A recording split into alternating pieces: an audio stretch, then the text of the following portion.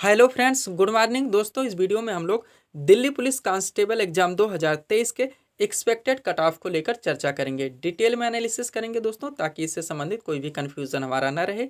Exam देने के बाद में हमारा सबसे बड़ा प्रश्न यही बनता है कि इस एग्जाम का एक्सपेक्टेड कट ऑफ क्या रहेगा, सेफ स्कोर कितना होना चाहिए, गुड अटेम्प्ट हमारा कितना हो सकता था। तो चलिए दोस्तों, डिटेल में इसका एनालिसिस करते हैं, ताकि इससे संबंधित कोई भी वीडियो आप लोगों को और देखने की आवश्यकता ना पड़े। ध्यान से समझिएगा दोस्तों, एक एक चीज़ को हम लोग यहाँ पे बारीकी से एनालाइज करेंगे। सबसे पहले टोटल वैकेंसी के बारे में बात कर लेते हैं। तो दिल्ली पुलिस कांस्टेबल एग्जाम 2023 में इस बार टोटल वैकेंसी कितनी थी? 7,547। बारीकी से समझने का प्रयास कीजिएगा दोस्तों, ताकि कोई भी कंफ्यूजन आपका ना बना रहे। उसके बाद टोटल फार्म इसमें कितने अप्लाई किए गए थे ये समझिएगा। तो 32 लाख प्लस के आसपास दोस्तों कैंडिडेट ने इसमें फार्म अप्लाई किए थे, ये भी समझने का प्रयास कीजिएगा। वैकेंसी 7,547, टोटल फार्म अप्लाई किए गए थे 32 लाख के आसपास। टोटल उपस्थिति यानी कितने कैंडिडेट ने एग्जाम्स को दिए हैं, तो लगभग 58 से 60% लोगों ने, यानी हम कह सकते हैं 18 से 19 लाख लोगों ने इस एग्जाम को दिया है। ये भी आप लोग ध्यान रखेंगे, 18 से 19 लाख लोगों ने एग्जाम दिया है। सीट कितनी है? 7,547। निगेटिव मार्किंग 0.25% थी, सबके लिए थी, आप लोग जानते ही हैं। एग्जाम का शेड्यूल अब यहाँ से समझने का प्रयास कीजिएगा दोस्तों। टोटल 15 दिनों में आपके एग्जाम करवाए गए। शिफ्ट की बात करें तो टोटल 45 शिफ्टों में आपके एग्जाम यहाँ पे करवाए गए। पेपर का लेवल दोस्तों इजी टू मॉडरेट आप लोग कह सकते हैं। नार्मलाइजेशन को आप समझने का यहाँ पे प्रयास कीजिएगा। आपका एग्जाम कितने दिन में हुआ है? लगभग 15 दिन में। सिर्फ 45 शिफ्ट में आपके एग्जाम करवाए गए हैं। अब दोस्तों आप लोग ध्यान से समझने का प्रयास कीजिएगा। जब कोई भी एग्जाम 2 या 2 से अधिक शिफ्ट में करवाई जाती है, तो उसमें नॉर्मलाइजेशन की प्रक्रिया अपनाई जाती है, यानी क्वेश्चंस को समतुल्य बनाया जाता है। आप लोगों ने अपना पेपर देखा होगा, सेम टॉपिक से क्वेश्चंस पूछे जाते थे। क्वेश्चन जैसे जैसे शिफ्ट आगे बढ़ते चले गए, आपके क्वेश्चन मॉडरेट होते चले गए। कारण यह दोस्तों, क्योंकि एग्जाम के बाद में इसमें रिजल्ट आने से पहले नॉर्मलाइजेशन किया जाएगा। नॉर्मलाइजेशन के कारण ही दोस्तों सेम टॉपिक से क्वेश्चंस पूछा जाता है, ताकि रिजल्ट में एक समतुल्य क्वेश्चंस को बनाया जा सके।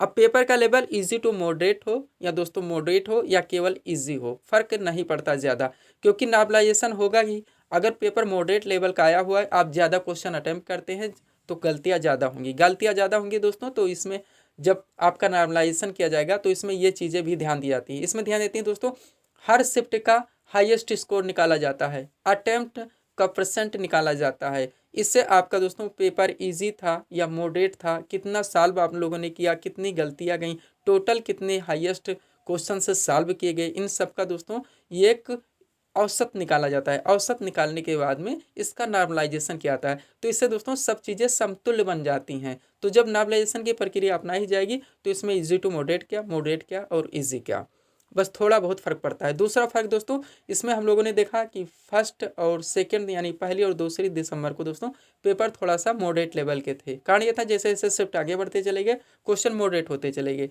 तो उसमें दोस्तों अगर गलतियाँ ज़्यादा आती हैं, क्वेश्चन ज़्यादा अटैम्प्ट किए हैं, क्वेश्चन कम अटैम्प्ट किए हैं, तो सबको लेकर नॉर्मलाइजेशन में समतुल्य बना दिया जाएगा। और जो जिन लोगों का दोस्तों एग्जाम बाद में होता है, उन्हें इनका दोस्तों अधिक लाभ देखने को मिलता है। कारण ये है कि ये आयोग द्वारा माना जाता है कि जो लोग बाद में एग्जाम दिए हैं, उन्हें क्वेश्चंस के पेपर, उनके ट्रेंड, सारी चीज़ें समझने का एक अच्छा मौका मिल जाता है। तो उनको दोस्तों बेनिफिट कम मिलता है। और जो पहले पेपर देते हैं, यानी पहले की शिफ्टों में 2-4 दिन में, उनको इसमें दोस्तों ज़्यादा फर्क देखने को मिलता है। अब इसमें दोस्तों जो नॉर्मलाइजेशन में अंतर देखने को मिलेगा, आप लोग मानिएगा 8 से 12 अंकों का मिलेगा। और जो लोग पहले यानी शुरू के एग्जाम में दोस्तों 3-4-5 तारीख दिनों में एग्जाम को अपने दिए हैं, उन्हें ज़्यादा फायदा, इन्हें बेनिफिट देखने को मिलेगा 8 से 12 नंबर का। तो पेपर का लेवल इजी टू मॉडरेट था। 15 दिनों में एग्जाम करवाया गया, 45 शिफ्टों में हुआ, इसलिए नॉर्मलाइजेशन में ज़्यादा डिफरेंस रहेगा ही रहेगा। 8 से 12 नंबर का आप लोग मान सकते हैं दोस्तों कि यहाँ पे बेनिफिट मिल सकता है, ध्यान रखिएगा आप लोग।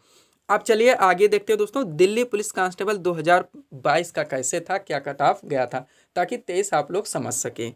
सॉरी दोस्तों, ये 2020 का है, हमने 22 लिख दिया है, समझने का प्रयास कीजिएगा। अब आगे चलते हैं दोस्तों, इसके बारे में हम लोग बात कर लेते हैं। तो total vacancy Delhi police constable 2020 में कितनी थी?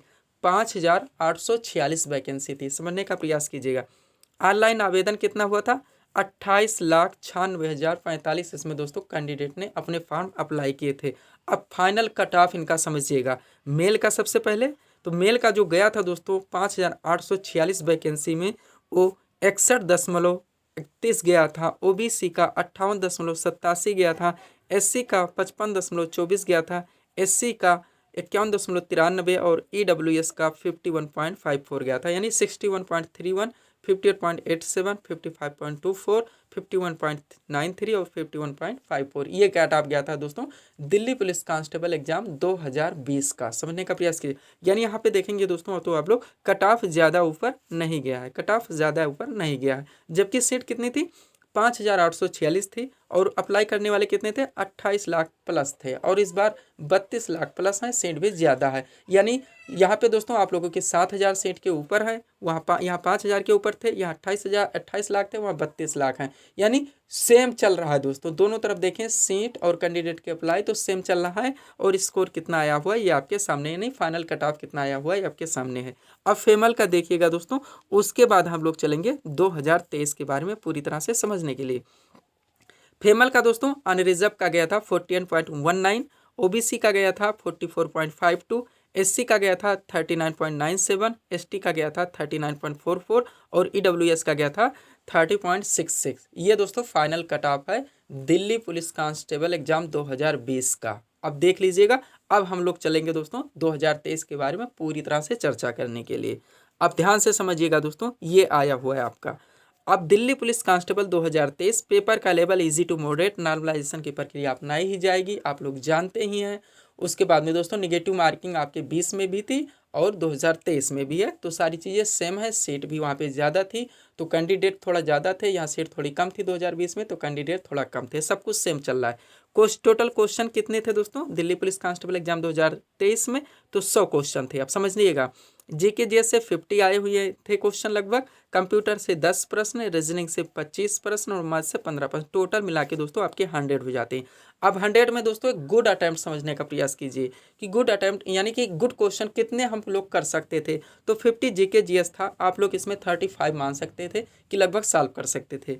35 ये हो गया दोस्तों, 5 क्वेश्चन आप कंप्यूटर से ले लीजिएगा तो 40 हो गया। 40 के बाद दोस्तों यहाँ पे आप लोग 15 क्वेश्चन कम से कम रीजनिंग से ले लीजिए तो हमारा कितना होगा दोस्तों 55 हो गया। ये मिनिमम बता रहा हूँ, आप 10 मैथ से ले लीजिए तो 65 हो गया, और थोड़ा थोड़ा 1-2 क्वेश्चन और जोड़ लीजिए तो 70 आप लोग मान सकते हैं जो गुड अटैम्प्ट हो सकता था। तो 70 से 75 आप लोग गुड अटैम्प्ट मान के चल सकते हैं। जो लोग अच्छी तरह से यहाँ पे तैयारी किए होंगे उनके 70 से 75 क्वेश्चन तक सही जा सकते हैं, ये पूरी संभावना है। इनसे भी ज़्यादा जाएंगे, इनसे भी कम जाएंगे, आप लोग जानते ही हैं। अब चलिए दोस्तों हम लोग एक्सपेक्टेड कट ऑफ के बारे में करते हैं बात, यानी कि फिजिकल के लिए किन कैंडिडेट को बुलाया जा सकता है, ये आपका यहाँ पे अभी कट ऑफ बनेगा, क्योंकि फाइनल कट ऑफ तो बनेगा नहीं। अब इसमें देखिएगा दोस्तों, सबसे पहले मेल का लगभग होना चाहिए दोस्तों अनरिजर्व का 63 से 67 के आसपास होना चाहिए, इतना जिनका है दोस्तों, यानी 70 से 75 गुड अटेम्प्ट अगर माना जाए तो अनरिजर्व का लोग 63 से 67 के अगर बीच में हैं तो आप दोस्तों मान सकते हैं कि आपको फिजिकल के लिए बुलाए जाने की पूरी संभावना है। ओबीसी का आप लोग दोस्तों मान सकते हैं 62 से 65 तक होना चाहिए, ईडब्ल्यूएस का 58 से 62 के आसपास होना चाहिए, एससी का दोस्तों 55 से 60 के आसपास होना चाहिए, एसटी का दोस्तों 52 से 55 के आसपास होना चाहिए फिजिकल के लिए कट ऑफ। अब चलते हैं दोस्तों फेमल के बारे में बात कर लेते हैं। ये जो बनाएगा दोस्तों आपके 2020 की पूरी रूपरेखा को भी देख के आपके क्वेश्चंस के लेवल व दोस्तों गुड अटेम्प्ट को ध्यान में रखते हुए कितनी सीट हैं, कितनी कैंडिडेट एग्जाम्स दें, सारी चीज़ों को एनालाइज करके बनाया गया दोस्तों ये आपका एक कट ऑफ है। अब चलते हैं फेमल के बारे में बात कर लेते हैं। समझिएगा दोस्तों फेमल का कितना जा सकता है, 2020 में कितना गया था हम लोग देख चुके हैं। अनरिजर्व का आना चाहिए दोस्तों 53 से 58 के आसपास, ओबीसी का यहाँ पे आना चाहिए दोस्तों फेमल कैंडिडेट का 52 से 55, ईडब्ल्यूएस का आना चाहिए दोस्तों 50 से 55, एससी का आना चाहिए 47 से 52 और एसटी कैंडिडेट का होना चाहिए 45 से 50। ये दोस्तों इतने अगर क्वेश्चंस आप लोगों के बन रहे हैं या बन सकते हैं तो आप पूरी उम्मीद रख सकते हैं दोस्तों कि आपको फिजिकल के लिए बुलाया जा सकता है। तो ये थे दोस्तों दिल्ली पुलिस कांस्टेबल एग्जाम 2023 के एक्सपेक्टेड कट ऑफ को लेकर एक परिचर्चा, जिनको यहाँ पे हम लोगों ने दोस्तों समझने का प्रयास किए हैं। तो दोस्तों अगर आपको हमारा वीडियो पसंद आया हो तो आप हमारे चैनल शिव कृपा क्लासेस से जुड़े हैं, चैनल को सब्सक्राइब करें ताकि हमारे द्वारा दिए जाने वाले सभी वीडियोस आप क्रम से सबसे पहले देख सकें। तो मिलते हैं दोस्तों हम नेक्स्ट वीडियोस में। Thanks for watching.